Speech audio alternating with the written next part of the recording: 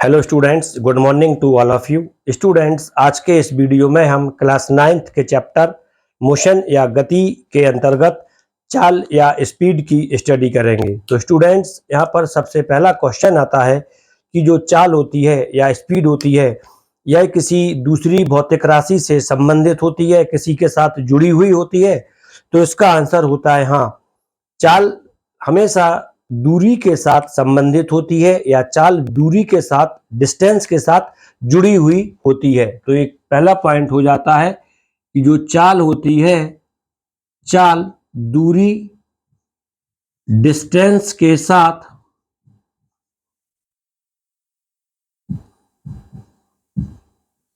संबंधित होती है। इसके बाद क्वेश्चन आता है कि चाल या स्पीड डिस्टेंस के साथ किस प्रकार से संबंधित होती है। तो स्टूडेंट्स, जब हम चाल का दूरी के साथ संबंध देखते हैं तो हमें चाल की एक सिंपल सी डेफिनेशन प्राप्त हो जाती है, और इस डेफिनेशन के अनुसार चाल और दूरी में जो संबंध होता है वह निम्न है। चाल किसकी होगी? चाल हमेशा किसी भी गतिशील वस्तु के पास होती है, स्थिर वस्तु के पास चाल नहीं होती है। किसी गतिशील वस्तु के, जो वस्तु स्टेट ऑफ मोशन में है, किसी गतिशील वस्तु के दूरी परिवर्तन की दर को चाल कहते हैं। किसी गतिशील वस्तु के दूरी परिवर्तन की दर को चाल या स्पीड कहते हैं। अब क्वेश्चन आता है कि जब हमने दर दिया है तो दर का मतलब क्या होता है। तो जब भी आपको कहीं दर दिखाई दे तो आपको हमेशा उसमें अपॉन समय कर देना है, अपॉन टाइम कर देना है। तो इसके अनुसार जो हमारा चाल का सूत्र बनता है, चाल या स्पीड बराबर दूरी परिवर्तन की दर। तो क्लियर है, दूरी के परिवर्तन की दर हमें निकालना है। दूरी, डिस्टेंस, और दर के लिए अपॉन आता है समय या टाइम। तो चाल बराबर हो जाता है दूरी बटे समय या डिस्टेंस अपॉन टाइम हो जाता है। तो स्टूडेंट्स, जो ये फार्मूला होता है, इसी फार्मूला से हम चाल का जो मात्रक होता है उसे भी प्राप्त कर सकते हैं। क्वेश्चन आता है कि इस फार्मूला से हम मात्रक कैसे प्राप्त करेंगे। तो जो चाल या स्पीड है, चाल का मात्रक, इसमें हमें दूरी के मात्रक को समय के मात्रक से डिवाइड करना होता है। तो दूरी का मात्रक एसआई मात्रक मीटर होता है और समय का एसआई मात्रक सेकेंड होता है। तो क्लियर है, जो चीज अपॉन में होती है उसे हम प्रति में लिख देते हैं। तो इसका मात्रक हो जाता है मीटर प्रति सेकेंड। इस प्रकार से लिख सकते हैं, और इस मात्रक को हम एक दूसरे मेथड से भी लिख सकते हैं। वो होता है, आप जानते हैं कि सेकेंड की पावर यहां पर 1 है, और जब ये सेकेंड अपॉन में है और जब ऊपर जाता है तब ये -1 हो जाती है, इसकी पावर माइनस में चली जाती है। तब इस कंडीशन में इसका मात्रक हो जाता है मीटर सेकेंड -1। क्लियर हो जाता है, तो ये इसका मात्रक हो जाता है। अब क्वेश्चन आता है कि चाल या स्पीड किस प्रकार की राशि है। तो इसका आंसर है, जो चाल या स्पीड होती है यह अदिश राशि है, स्केलर क्वांटिटीज है। यह एक अदिश राशि है, स्केलर क्वांटिटीज है। आप इसको सिंपल वे में इस प्रकार से भी लर्न कर सकते हैं, स्पीड और स्केलर दोनों का पहला वर्ड एस से शुरू हुआ है, स्पीड स्केलर। अब क्वेश्चन आता है क्या यह अदिश राशि के अतिरिक्त कोई और भी राशि है? तो इसका आंसर है हाँ, चाल स्पीड के अतिरिक्त एक व्युत्पन्न राशि भी है। व्युत्पन्न राशि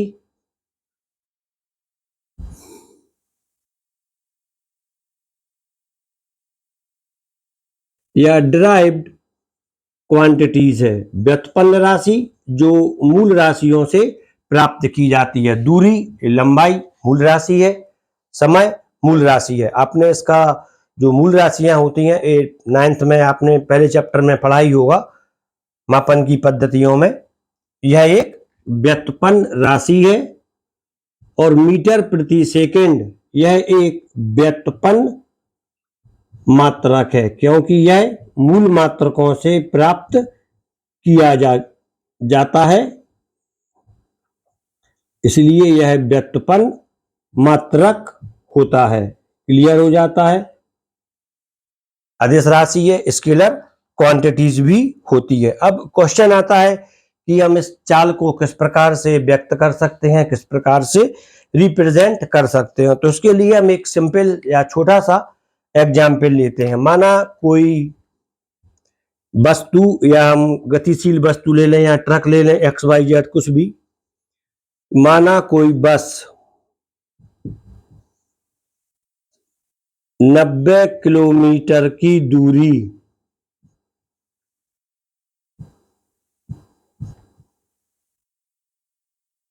एक घंटे में तय करती है।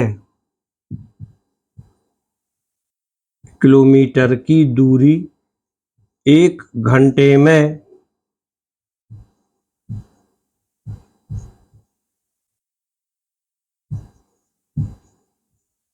तय करती है। इसकी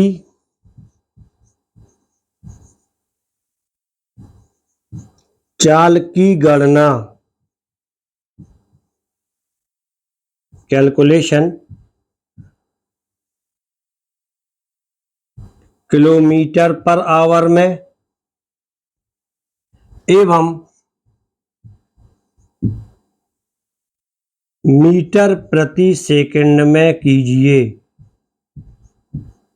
एक सिंपल एग्जाम्पल देना था, ये न्यूमेरिकली हो गया। तो अब हम इसको भी सॉल्व कर लेते हैं। इसकी गणना किलोमीटर पर आवर में एवं मीटर प्रति सेकंड में कीजिए।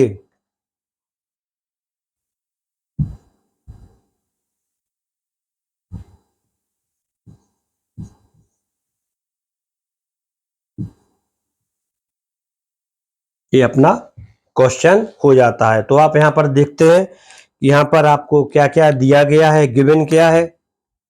दिया गया है बस द्वारा तय की गई दूरी।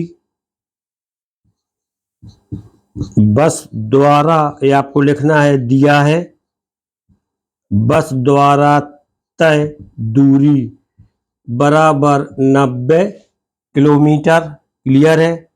दूरी मतलब 90 किलोमीटर जाने में या तय करने में लगा समय। तय करने में लगा समय ये आता है 1 आवर या 1 घंटा। तब इसकी हमें चाल निकालनी है। इसके बाद हम लिखते हैं फार्मूला। सबसे पहले गिवन, उसके बाद फार्मूला। तो बस की चाल यहां पर लिखा नहीं है, आप लिख लें। बस की चाल बराबर दूरी बटे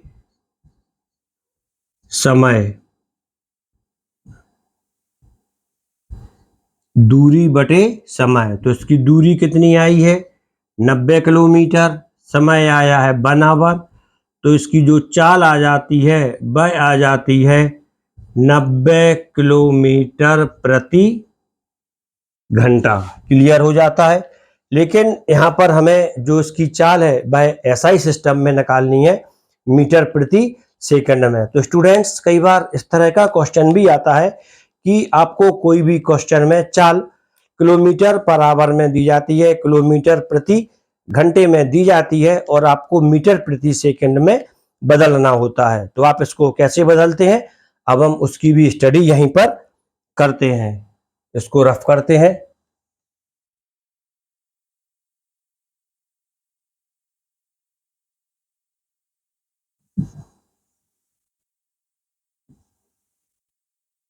तो ये आपका जो क्वेश्चन है वह भी क्लियर हो जाता है। ये क्वेश्चन था, ठीक। अब हमें क्या करना है, 90 किलोमीटर पर आवर को मीटर प्रति सेकंड में बदलना है। तो इसके लिए हम लिखते हैं बस की मीटर प्रति सेकंड में चाल,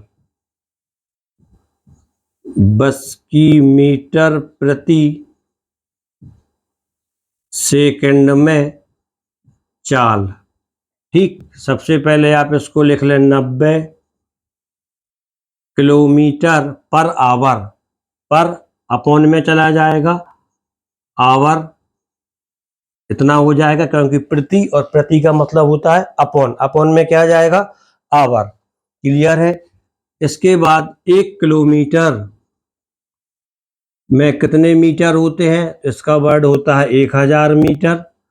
और 1 आवर में कितने सेकंड होते हैं, तो इसका आंसर होता है 3600 सेकंड या 3600 सेकंड। तो अब हमें इसकी वैल्यू यहाँ पर पुटअप कर देनी है। 90 इंटू 1000 अपॉन 3600 क्लियर हो जाता है। इसको डिवाइड कर दें, इसको अब 2 से काट देंगे, डिवाइड कर देंगे तो 18 आता है, यहाँ पर आता है 5, तभी आता है 90 into 5 upon 18 equal to 450 upon 80। Clear है। और जब हम 450 अपॉन 80 करते हैं तभी आता है इक्वल टू 25। क्लियर है। 3 से काट देंगे 150 और ये कट जाता है पूरा 25 बार। क्लियर है। तो बस की जो चाल आ जाती है वह आती है 25 मीटर प्रति सेकंड। अर्थात कोई गाड़ी यदि 90 किलोमीटर पर आवर की स्पीड से जाती है तब वह 1 सेकंड में कितनी दूरी जाएगी, 25 मीटर की दूरी जाती है। तो यहाँ पर से हमें चाल की एक डेफिनेशन और मिल जाती है। तो अब हम चाल की उस डेफिनेशन की भी स्टडी करते हैं। आपको ध्यान क्या रखना है, यहाँ पर बस की चाल कितनी आई थी, 25 मीटर प्रति सेकंड। प्रति का मतलब पर या एक, अर्थात 1 सेकंड में बस के द्वारा 25 मीटर की दूरी तय की जाती है। पॉइंट आपका यहाँ पर ये क्लियर हो जाता है। और इसी पॉइंट के आधार पर हम चाल के लिए दूसरी तरह से कैसे डिफाइन कर सकते हैं इसकी स्टडी करेंगे। अब तो इसको सबसे पहले रफ करते हैं। ये कॉन्सेप्ट आपका क्लियर हो गया है यहाँ पे। अब जो चाल है इसकी हम एक सेकंड डेफिनेशन लेते हैं यहाँ पे, वो किस तरह से आएगी। तो जो चाल का फार्मूला है हम उसको यूज करते हैं पहले। क्लियर है। चाल का फार्मूला, स्पीड का फार्मूला, डिस्टेंस अपॉन टाइम। तो सबसे पहले हम यहाँ पर लिखते हैं सेकंड डेफिनेशन ऑफ स्पीड।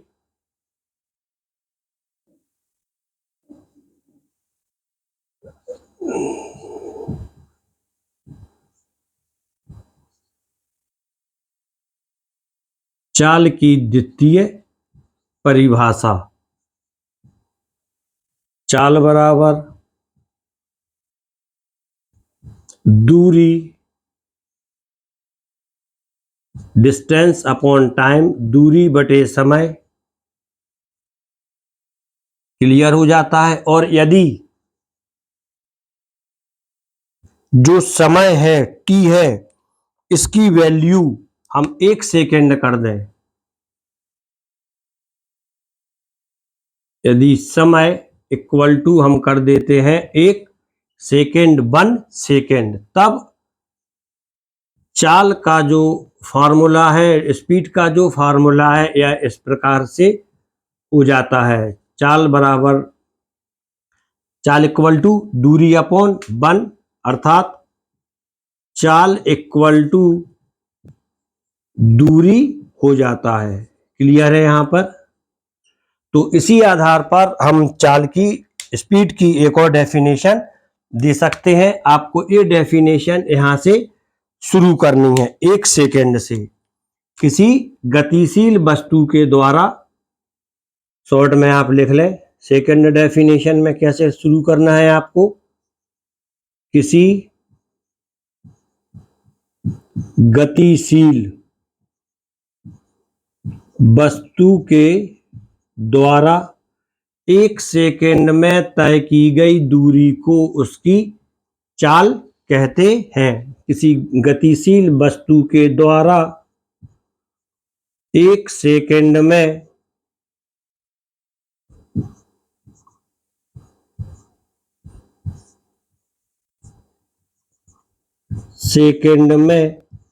तय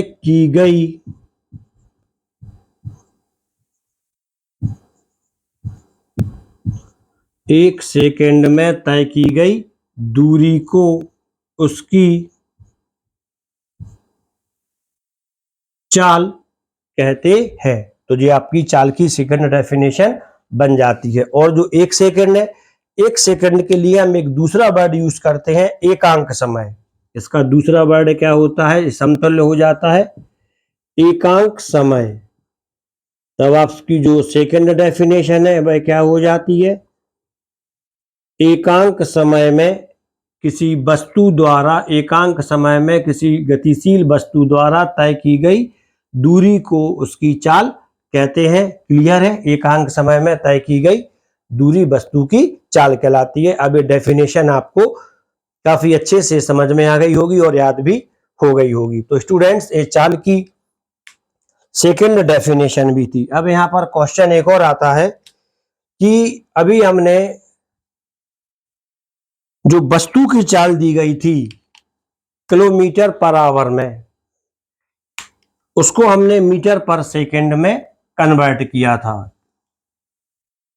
क्लियर है? और यदि इसका हमें उल्टा करना होगा तब हम क्या करेंगे, उल्टा मतलब समझे इसको, वस्तु की हमें जो चाल दी गई थी किलोमीटर पर आवर में, हमने इसको कन्वर्ट किया था मीटर पर सेकंड में। और यदि हमें वस्तु की चाल मीटर पर सेकंड में दी जाए और हमसे किलोमीटर पर आवर में बदलने के लिए बोला जाए, तब इसको हम कैसे बदलेंगे। तो क्लियर है? अभी जो हमने एक एग्जाम्पल लिया था जिसमें 25 मीटर पर सेकंड आया था, तो इसको हम लिख सकते हैं किसी वस्तु की चाल 25 मीटर पर सेकंड है, इसको किलोमीटर पर आवर में बदलो। तो इसके लिए आपको एक सिंपल ट्रिक्स थी। जब आपने किलोमीटर पर आवर को मीटर पर सेकंड में बदला था, तब आपने 5 × 18 से मल्टीप्लाई किया था, इस तरह से। क्लियर है? और यहां पर आया है 25, तो आप इसका भी उल्टा कर दें, 5 × 18/5 कर दें, तो 5 ये चला जाता है 5 टाइम्स जाएगा, 18 × 5 ये आ जाता है 19 किलोमीटर पर आवर। क्लियर है? इससे आपका आंसर भी चेक हो जाता है। यदि आपको क्वेश्चन आता है क्रॉस, तब आप उसका इस तरह से आंसर भी चेक कर सकते हैं। तो स्टूडेंट्स, यहाँ पर आपको थ्योरी के साथ जो आंकिक प्रश्न होते हैं वो भी समझा रहा हूं, जिससे कि आपके कॉन्सेप्ट और ज्यादा क्लियर हो जाते हैं। इसके बाद क्वेश्चन आता है कि यह चाल या स्पीड कितने प्रकार की होती है। तो स्टूडेंट्स अब हम चाल या स्पीड के प्रकार की स्टडी करेंगे, टाइप्स की स्टडी करेंगे। Types of speed.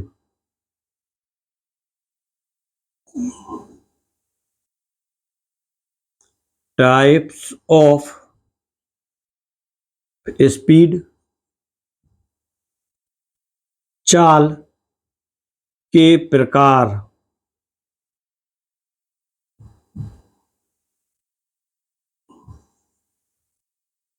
चाल मुख्यतः दो प्रकार की होती है।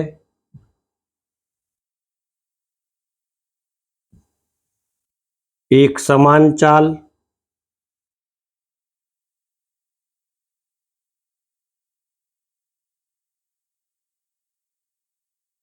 Uniform speed.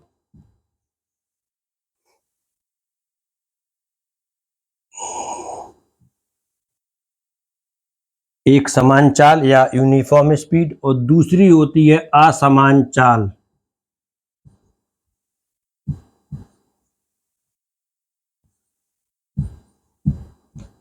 असमान चाल, इसे हम बोल सकते हैं नॉन यूनिफॉर्म स्पीड।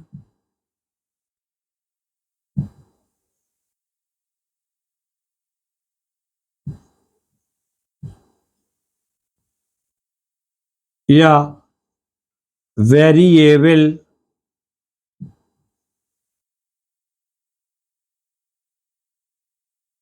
स्पीड। इसको हम दो तरह से बोल सकते हैं। अब क्वेश्चन आता है कि असमान चाल कितने प्रकार की होती है, एक समान चाल कितने प्रकार की होती है। तो जो असमान चाल होती है यह भी दो प्रकार की होती है, टू टाइप्स की होती है। इसमें से जो इसका पहला टाइप्स होता है वह होता है एवरेज स्पीड।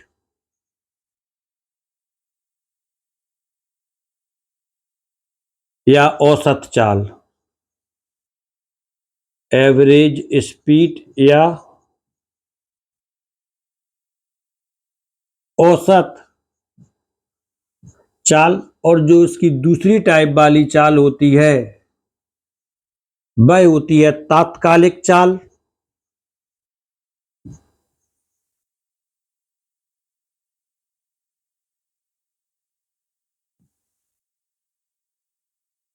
तात्कालिक चाल या इंस्टेंटेनियस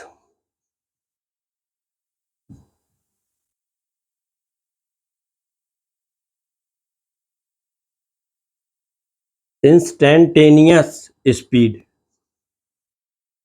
चाल इतने प्रकार की होती है।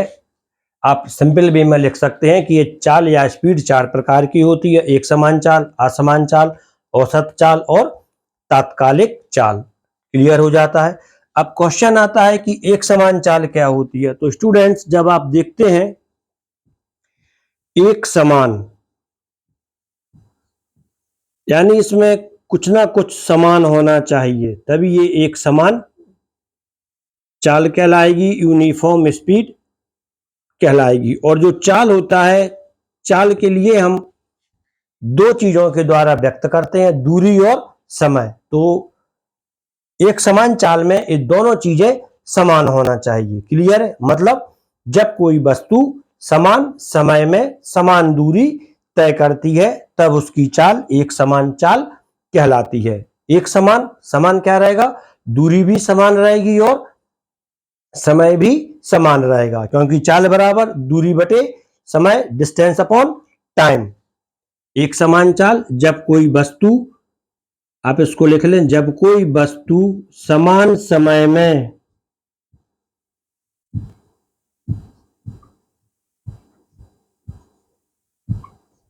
समान दूरी तय करती है, समान समय में समान दूरी तय करती है तब उसकी चाल एक समान चाल कहलाती है। अब इसे हम कैसे समझ सकते हैं, इसके लिए हम थोड़ा भी एक सिंपल एग्जाम्पल का यूज करेंगे। इसके बाद जो दूसरी चाल होती है वह होती है असमान चाल। असमान, इसमें कोई एक चीज असमान होना चाहिए। डिफरेंट होना चाहिए असमान चाल, या नॉन यूनिफॉर्म स्पीड। क्लियर है? तो जब कोई वस्तु, पहली चीज समान ही रहेगी, समान समय में, समय देखना है हमें कितनी दूरी तय कर रही है। यहाँ पे आया था समान, यहाँ पर आपको लिखना है असमान। जब कोई वस्तु समान समय में असमान दूरी तय करती है तब उसकी चाल असमान चाल कहलाती है। अब इन दोनों चालों को हम एक एग्जाम्पल के द्वारा समझ सकते हैं, एक छोटे से एग्जाम्पल से ही समझ सकते हैं। पहले इसको रफ करते हैं। क्लियर है? सबसे पहले लिखते हैं हम समय, और इसके बाद लिखते हैं दूरी। जब समय 0 सेकेंड है, समय सेकेंड में, दूरी मीटर में। समय 0, दूरी 0। समय हुआ 2 सेकेंड, फिर 4 सेकेंड, फिर 6 सेकेंड और फिर 8 सेकेंड। तो क्लियर है? इन पूरे समय में कितने का डिफरेंस आ रहा है? समान समय का 2 सेकेंड का। 0 से 2 सेकेंड का डिफरेंस है। 2 से 4 2 सेकेंड का डिफरेंस है। 4 से 6 2 सेकेंड का डिफरेंस है। इसी प्रकार 6 से 8 के बीच में है। तब यह दूसरी वस्तु या कोई भी वस्तु जो गतिशील है, 2 सेकेंड में 1 मीटर जा रही है, चींटी की चाल चल रही है। फिर 2 सेकेंड में कुल दूरी इसने 2 मीटर तय की, फिर 3 मीटर और फिर 4 मीटर इसने तय कर ली है। समझने के लिए बताया, आप इसको प्रैक्टिकली मत समझे। क्लियर है? तो यहां पर 2 सेकेंड में वस्तु ने कितनी दूरी तय की? 1 मीटर। यदि आपको ज्यादा चाहिए तब आप इसको यहां से लिख लीजिए, 10, 20, 30, 40। तो 2 सेकेंड में वस्तु ने कितनी दूरी तय की? 10 मीटर। इसके बाद 2 से 4, यहां पर भी डिफरेंस कितने का आया? 2 सेकेंड। वस्तु ने कितनी दूरी तय की? 20 माइनस 10, 10 मीटर। इसी प्रकार इन दोनों के बीच में भी 10 मीटर और यहां पर भी 10 मीटर। प्रत्येक बार डिफरेंस कितने का आया है समय का? 2 सेकेंड में। तो यह चाल कैसी कहलाएगी? समान समय में समान दूरी। एक किसको रिप्रेजेंट करेगा, व्यक्त करेगा? एक समान चाल के लिए व्यक्त करेगा। और यदि अब हम लेते हैं असमान चाल के लिए,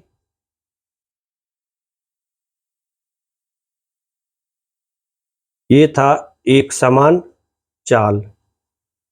अब हम लेते हैं असमान चाल के लिए, नॉन यूनिफॉर्म मोशन के लिए। क्लियर है? तो यही ले लेते हैं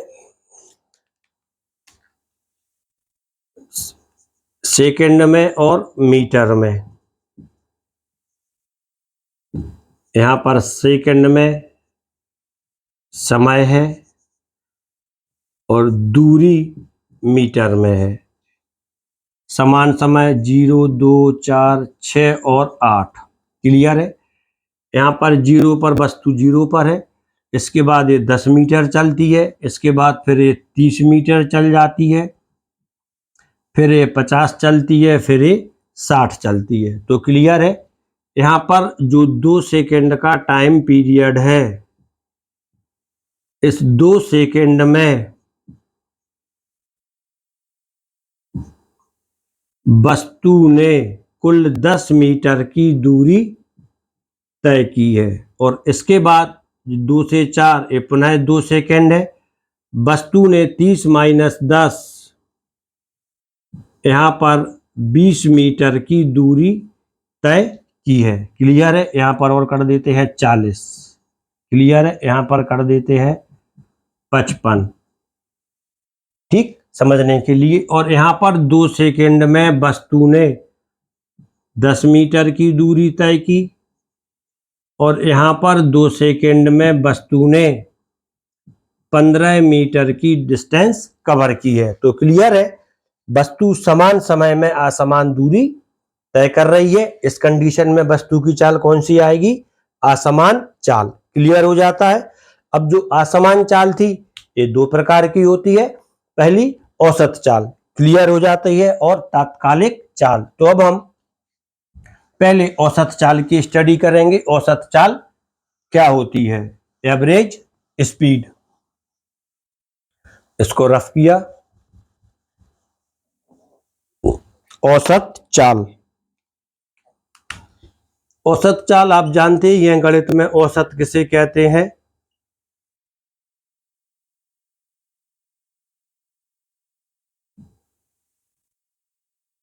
एवरेज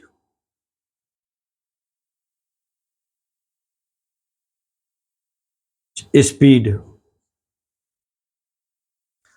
औसत चाल किसी भी वस्तु की जो प्रारंभिक चाल होती है और जो अंतिम चाल होती है, प्रारंभिक चाल और अंतिम चाल का माध्य, या प्रारंभिक चाल और अंतिम चाल का, इसको इस तरह से बोल रहे हैं, प्रारंभिक चाल और अंतिम चाल के योग का माध्य।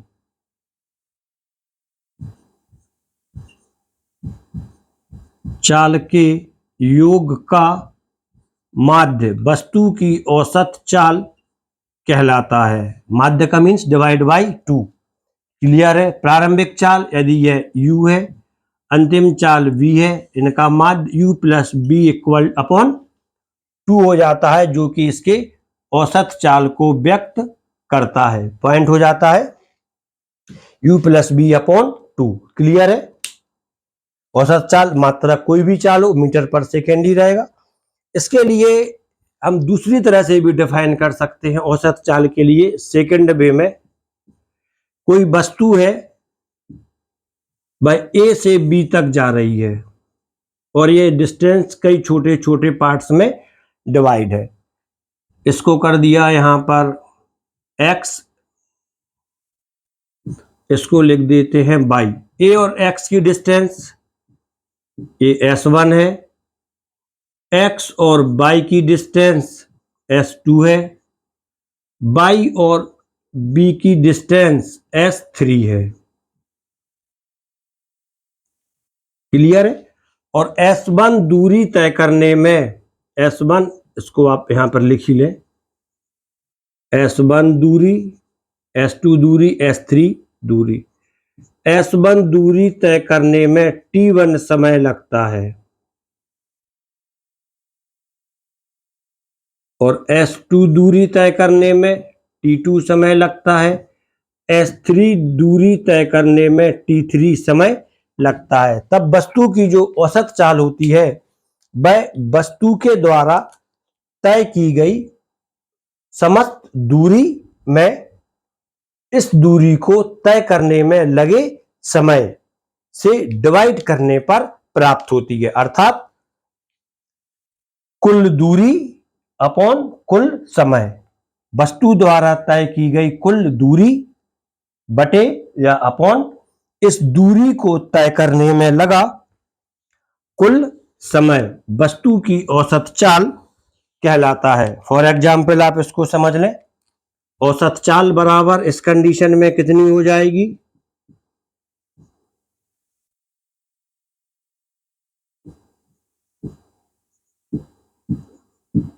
तय की गई दूरी S1 plus S2 plus S3 upon T1 plus T2 plus T3। तो ये वस्तु की औसत चाल निकल आती है। अब एक इसका थोड़ा सा एग्जाम्पल ऐसे ही ले लेते हैं। अब इसको डिवाइड करते हैं।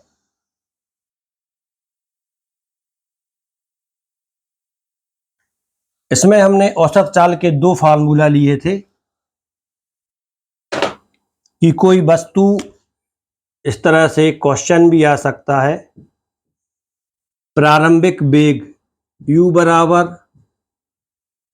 30 मीटर प्रति सेकंड से गतिमान है, 2 सेकंड बाद t इक्वल टू 2 सेकंड, बाद इसका अंतिम वेग v इक्वल टू 50 मीटर प्रति सेकंड हो जाता है। क्लियर है? तो इसके औसत वेग की गणना की, वेग नहीं चाल, तो इसकी औसत चाल की गणना कीजिए। यहां पर आपको जो t है इससे कोई लेना देना नहीं है, क्योंकि जो औसत चाल होती है इस कंडीशन में औसत चाल आपकी आती है 30 + 50/2। इसका माध्य भी आएगा और टी भी 2 दिया है, तो इसकी औसत चाल आती है 40 मीटर प्रति सेकंड। क्लियर हो जाता है? और यदि समय नहीं दिया जाए, आपको सिर्फ इतना बताया जाए कि कोई वस्तु 30 मीटर प्रति सेकंड के वेग से गतिमान है, कुछ समय बाद, समय की वैल्यू नहीं है, इसका अंतिम वेग 50 मीटर पर सेकंड हो जाता है, औसत चाल की गणना कीजिए। आपको 30 + 50/2 कर देना है। क्लियर है? तो इसका औसत वेग निकल आता है। इसके बाद एक और क्वेश्चन हम लेते हैं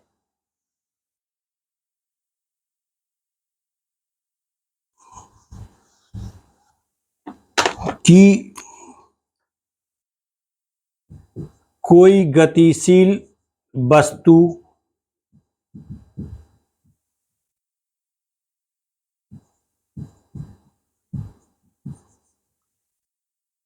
पच्चीस मीटर की दूरी, 25 कम लग रहा, इसको 45 कर दिया, 45 मीटर की दूरी 4 सेकंड में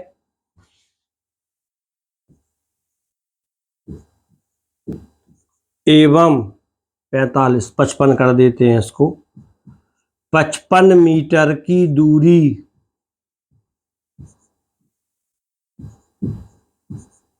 6 सेकंड में तय करती है।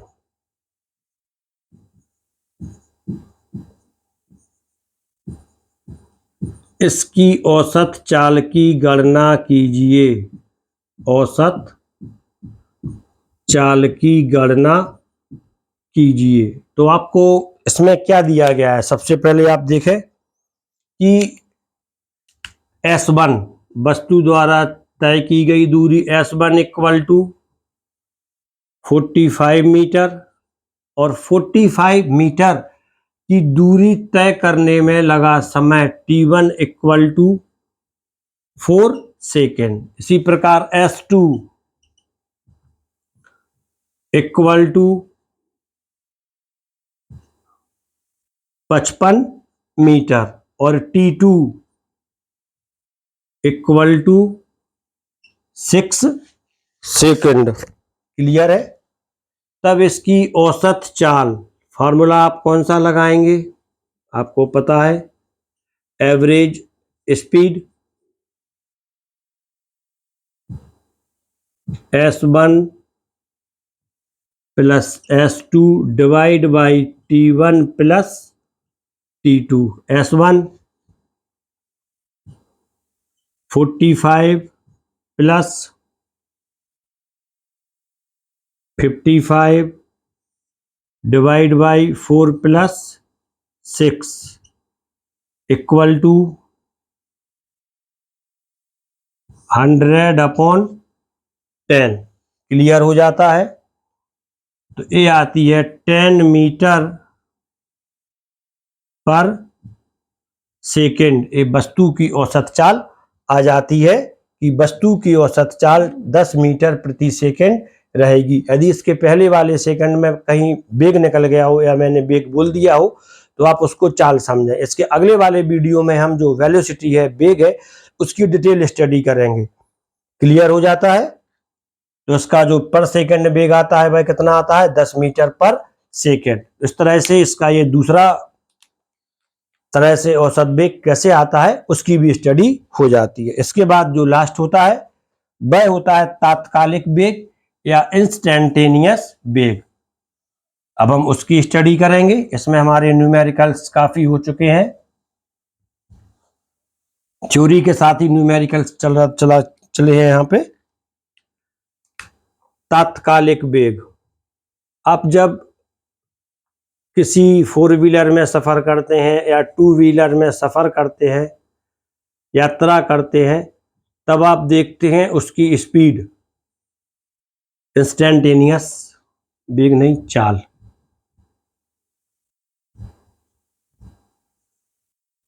तात्कालिक चाल, अब एक उसके आगे घड़ी लगी रहती है जिसमें वो बताती है कि गाड़ी 40 की स्पीड पे जा रही है, 50, 60, 70, भीड़ आती है, स्पीड कम हो जाती है, क्लियर हो जाता है। खाली सड़क पे लगातार गाड़ी की स्पीड एक समान रहती है। तो जो ये स्पीडोमीटर बोलते हैं उस घड़ी के लिए हम। तो यदि आपसे क्वेश्चन पूछा जाए कि स्पीडोमीटर क्या नापता है, तो आपका सिंपल आंसर होता है चाल। लेकिन यदि आपसे पूछा जाए कि किस प्रकार की चाल नापता है स्पीडोमीटर, तब आपका आंसर होना चाहिए कि जो स्पीडोमीटर है वह तात्कालिक चाल के लिए नापता है, मेजर करता है। स्पीडोमीटर जो लगा रहता है यहाँ पर 20, 40 और 60, और ये सुई इस प्रकार से चलती रहती है, क्लियर हो जाता है। अब क्वेश्चन आता है कि तात्कालिक चाल क्या होती है, इंस्टेंटेनियस स्पीड क्या होती है। तो इसका आंसर है कि किसी गतिशील वस्तु की किसी विशेष क्षण पर, किसी विशेष टाइम पीरियड पर जो चाल होती है वह चाल उसकी तात्कालिक चाल कहलाती है। जब हम घड़ी देखते हैं, स्पीडोमीटर देखते हैं, उसकी स्पीड 40 है, तो क्लियर है जिस समय हमने स्पीडोमीटर देखा है उसकी जो चाल है वह तात्कालिक चाल है, क्लियर है। तात्कालिक चाल किसी गतिशील वस्तु की किसी विशेष क्षण पर जो चाल होती है, किसी गतिशील वस्तु की किसी विशेष क्षण पर जो चाल होती है उसे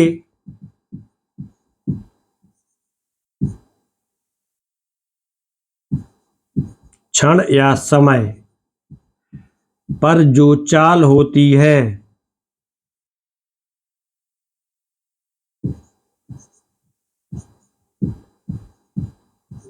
चाल तात्कालिक चाल कहलाती है। इंस्टेंटेनियस स्पीड, स्पीड नहीं, सही तो है स्पीड, तात्कालिक चाल इंस्टेंटेनियस स्पीड कहलाती है, क्लियर हो जाता है। अब आप इस पे कई क्वेश्चन आसानी से कर सकते हैं। कुछ क्वेश्चन यहीं पे लिख देते हैं, आपको समझना है। किसी बस की स्पीड 90 किलोमीटर पर आवर है, ये क्वेश्चन हम करा चुके हैं।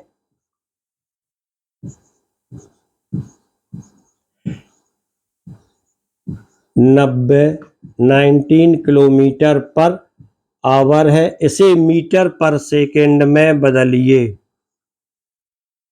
एक क्वेश्चन आपसे हो जाता है। और यदि आपसे पूछा जाता है कि वस्तु के द्वारा 1 सेकंड में तय की गई दूरी कितनी होगी,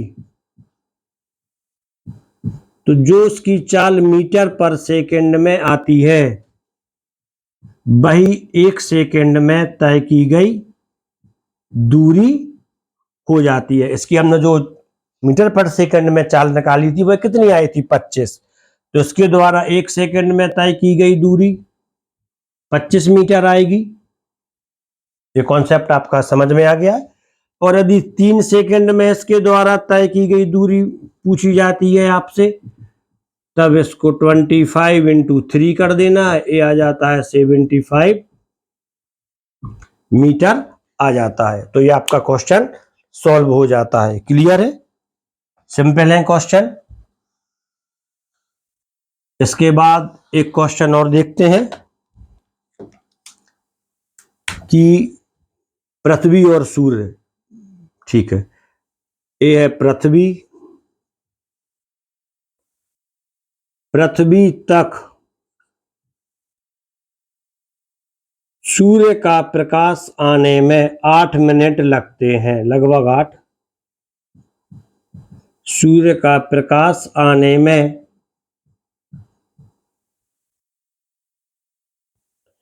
8 मिनट लगते हैं।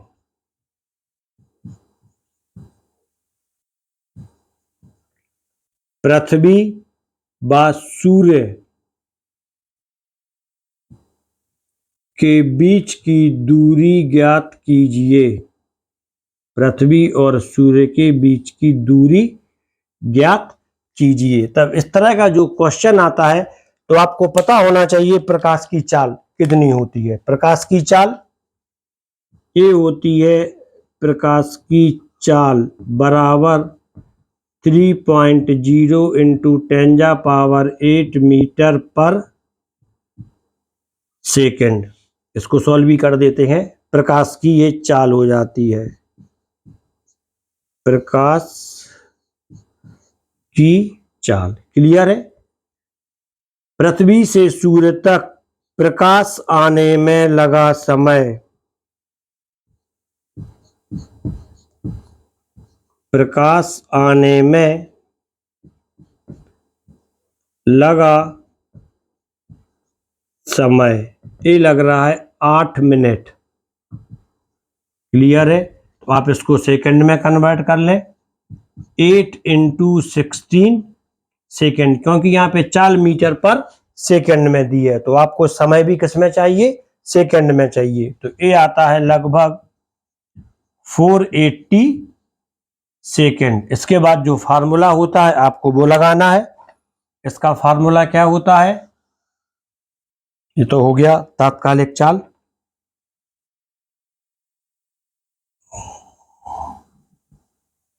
क्लियर हो गया था ये टॉपिक।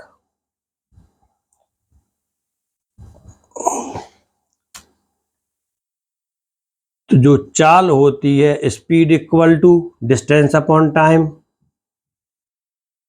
चाल बराबर speed equal to distance upon time, दूरी अपॉन समय।